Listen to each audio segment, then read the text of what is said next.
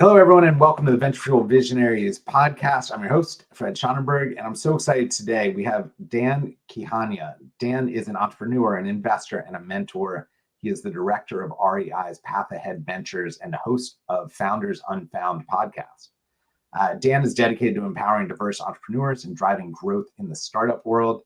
In this episode, we're going to explore Dan's journey, his passion for supporting underrepresented founders, and the key lessons he's learned along the way. So please join me in welcoming Dan.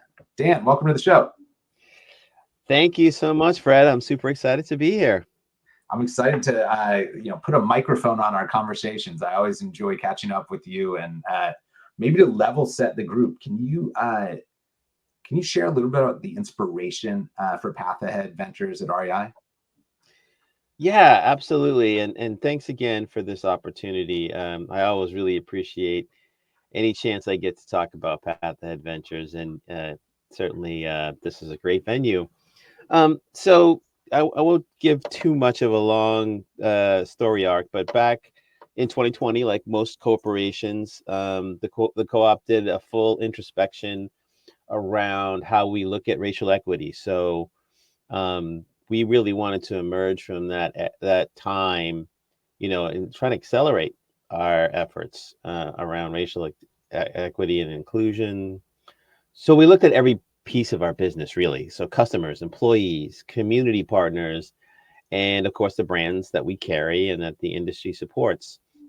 And so we thought, let's set up some big goals. Let's try to figure out how to make this industry more diverse, more inclusive, more welcoming, both on the recreator and the creator innovator side. And so we went through this period of discovery and research. So there was really months of interviews with diverse founders, investors, industry, community leaders, and DEI experts. And what we discovered was, first of all, that there is indeed sort of a lack of diverse representation across the folks who own and lead brands in our industry. And so we said, co-op's been around for 80 at that time, 80 plus years. How can we make an impact? And so we really decided to launch Path Ahead Ventures in 2021 around this idea that we could help unlock the full potential of the outdoor industry by helping to specifically accelerate the success of founders of color and those who identify as Black, Indigenous, Latinx, Asian American, and Pacific Islander, was where we decided to start. And so we've built out this organization and fund really focused on that mission. So I remember back when I think you were first starting this. I talked to Susan, and she shared, she sort of, for people who don't know, Susan Viscon is one of the founders of Path Ahead. The stat that she shared with me that I thought was just insane was, and this may have evolved a little bit, but that in the outdoor industry, 1% of founders identify as a person of color, despite over 30% of the outdoor participants identifying as such. And I remember writing it on a slide and just being like, it was such a nutty number. And I'm curious how you all hope to close that gap. And I know you've got a couple different avenues to do that, Embark as well as Path Ahead. Could you maybe talk about what the mission is in terms of that and any success stories you want to share? Yeah, absolutely. So Susan Viscon is the exec that basically helped spin up Path Ahead Ventures. I kind of came in with the startup background to help build out exactly what our strategy was going to be. But you're absolutely right, Fred. The industry, when we did our research, nobody really keeps data on this per se, but in the research that we did, it was 1% or less by any measure. And it really is that disconnect. We see that, like you mentioned, there's 30% of the folks who recreate who would identify as person of color. And even in the employee base across the industry is somewhere around 20%. And the larger population, which is becoming, minority majority, is already in the 40% range. And so one of the things that we took as a tenet is we really believe that the health and vibrancy of our industry is going to depend on having the voices and perspectives of the innovator, creator, brand builder, to permeate through the products and services that our industry provides. And so as we did our research on what are the gaps, what do we think are some of the reasons that that number is what it is, that 1%, we kind of really landed on 5 key themes. One was mentorship, that our industry has a lot of specific aspects to it. I mean, we're a specialty retail vertical, but outdoor has everything from durability and functionality to sustainability, to access, that really can affect how you successfully enter this marketplace. And we've done this for 80 plus years, and we have a network of folks that have been a part of this industry. So that mentorship allows people who are maybe innovative in their thinking about a product or service and are accomplished professionals, but don't have the industry expertise yet. So mentorship was one. Obviously, production and distribution. How do you help them figure out a way to make their products in a scalable way? How do you help them figure out going direct to consumer or doing wholesale distribution with folks like REI? Network, and this is not unique for diverse founders in the outdoor industry, but across many industries. This idea of organic inherent networks, and how those may have not the key influencers, the key catalysts who can help somebody raise money, access to employees or partners, and so forth. And then the other two are credibility. REI is a pretty well-known brand, and being associated with us, as a leader in the industry, can really be a springboard for a lot of folks. And it's that kind of endorsement that we've seen can be instrumental for founders when they're dealing with investors and other wholesalers or partners. And then the final one, burying the lead a little bit, is obviously cash flow. So it takes money to start businesses, particularly if you have a hard good product or apparel. And we're trying to help fill that gap. We created a $30 million fund. And so we do equity investments. We also do non-equity grants. So things that don't have ownership stakes associated with them. We also look to do things like, how can we help negotiate even internally in REI with better policies that allow our founders, if they come on board selling at REI, to get paid sooner, right? Yeah. All retailers have net terms. So helping to bridge that cash flow gap is another thing. So those are the things that we saw as the major opportunities. And so as we built out the support we offer, it's really about kind of those 5 themes. I can talk specifically about what we've done, but those are kind of the things that we locked into. Yeah, I loved it. I mean, I think one of the things that's so smart is how much thought went into what you guys bring to the table. Like, it was almost, you had 2 pillars, right? Like, it was the one is like, what does the community need? Where is it falling short? What are the gaps? And like, how do you then overlay it?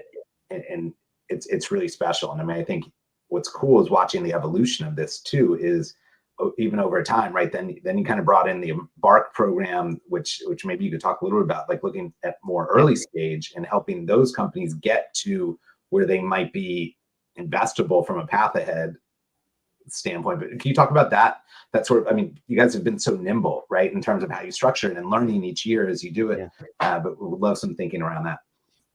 Yeah, great question. So as no pun intended, as we embarked on this journey, we thought there's an opportunity for 2 immediate pillars of support. One, as you mentioned, is how can we provide funding, right? So how can we sort of act in ways that other corporate venture capitalists might operate with a strategic investment into companies.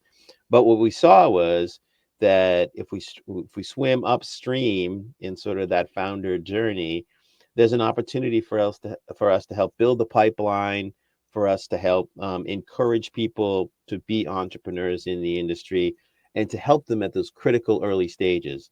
So we actually created two separate programs. The first one that you noted was is called Embark, and so that's designed for somebody.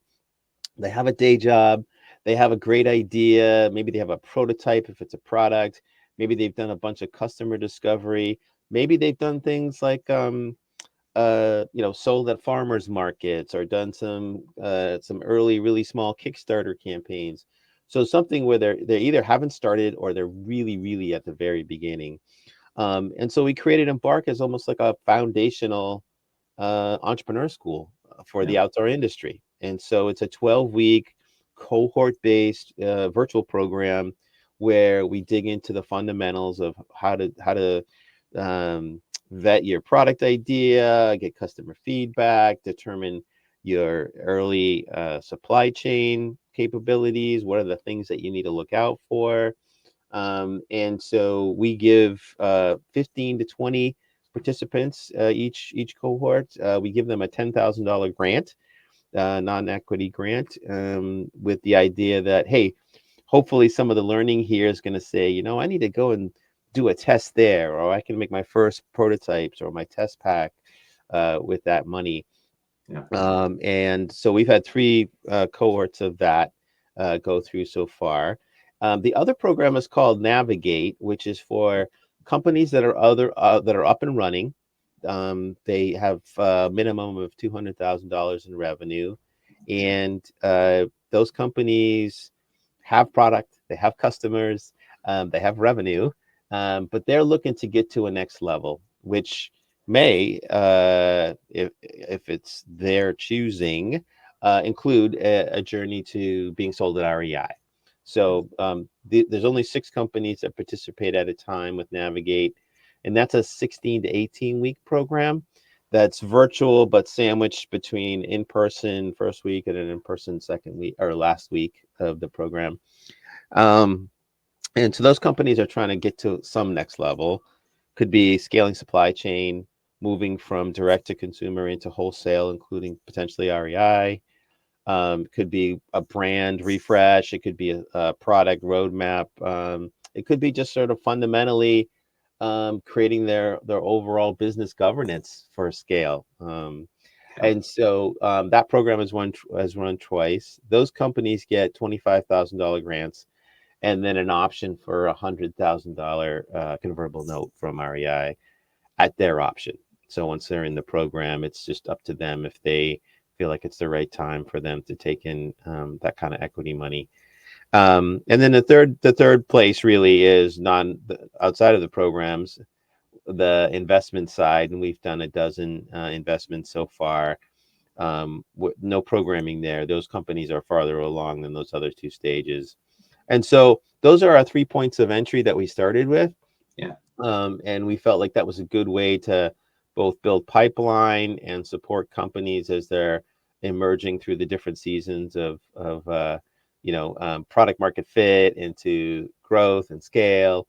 But there's going to hopefully be more opportunities for us. The way we look at our role is just try and meet founders where they are. How can we be helpful in a valuable and transparent and scalable way? And so some of the things that we're working on this year, after we started with programming and capital, was community building and sort of always on resources. So those have been the themes that we've been working on this year. Since we have a lot of founders, they want to get together with each other. They want to get together with their communities and with the industry as a whole. So community now is becoming pretty important for us. That's very cool. Do you have any, I'll give you a 2-part, you can choose your path. Yeah. No pun intended. Yeah. Do you have any companies that have gone through multiple of these touch points within REI, and or are there any big success stories that you would share from any part of the sort of ecosystem you all have created? Yeah. I think so. It's still early. We're not even 3 years old yet. So The entry points were designed to be independent, so they're not necessarily a scaffolding where you do one and then you do the other. Cool. We do have some candidates that are moving through things, but I'll give you an example from each of those stages. Cool. So from our Embark program, so first we have, I think 96% of the businesses are all either they've gone on to start their business and get it going or are still up and running. So that's really affirming because we're trying to support them even as alums. We've had, I think, three Embark founders enter into selling at REI, and then another handful that have sold just locally at one store. So that's exciting. So the great example I always bring up there is Martha Diaz, who was in our first Embark cohort in 2022. And so her brand is Itacate Foods, which is a Latin-inspired backpacking meal product. And she came to us in 2022 really with just a dream and an idea and a recipe. And fast forward over the last couple of years, she sold locally in some of our REIs. We did a mini documentary on her that's on YouTube. You can find it on YouTube. And now she's being carried in REI stores and online. And she's getting lots of accolades from everybody, like Miranda in the Wild, which is she's a major influencer in the outdoor space, to traditional media call outs. She's been on a couple of like best backpacking meals lists. She was featured in Gear Junkie. And she's just a really tenacious person who has told us that the additional guidance, community, and accountability were really catalysts for her to move her business forward. In the Navigate side, I would bring up an example of a company like Varlo. Varlo is a company that makes performance apparel for cycling and triathletes, and they focus on trying to create broader inclusion to some degree with their product. So for instance, they have the first in market triathlete apparel that has hijab in it for people who need hijabs, want to wear hijabs. So they're a 3-person team. They came through our last Navigate group, cohort. Now they fast forward, they had been focusing on teams and corporate sales, so not as much in the wholesaling space. And so we help them get to that transition.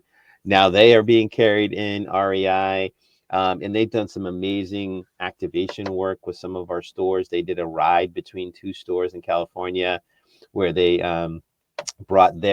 they had a Varlo community already based in California. So they brought them together on this ride. They got to meet REI on both sides, understand some of the opportunities for biking apparel and gear at REI, which, we are definitely a supplier of and is a part of what we offer. But most people think of us first and foremost about camping and hiking. So that was really exciting. And so we view our role really is to sort of make those introductions and let those collisions happen. On the investment side, I would say another great example would be Cadence, which is a company that does essentially travel containers that are expertly designed, that can hold everything from they're small and you buy sets of them so you can hold medications, and they have a Instagram with 1,000 examples, dog food, that fancy shampoo that you don't want to take the whole bottle from home when you're traveling, and they are an outstanding, I mean, they're sort of benchmarkable. People talk about them in terms of their direct to consumer expertise, and so their first wholesale experience was in the Container Store, and their second was REI. And so we were really excited about the opportunity to work with them they're learning and leaning into REI in terms of the opportunity for wholesaling, and we're also learning a lot. The founder is amazing, so she does lots of office hours and mentoring with other folks in our program. So we're really excited. And on the investment side, I would just say the other thing is all we invest somewhere between a $250,000 to $300,000 check.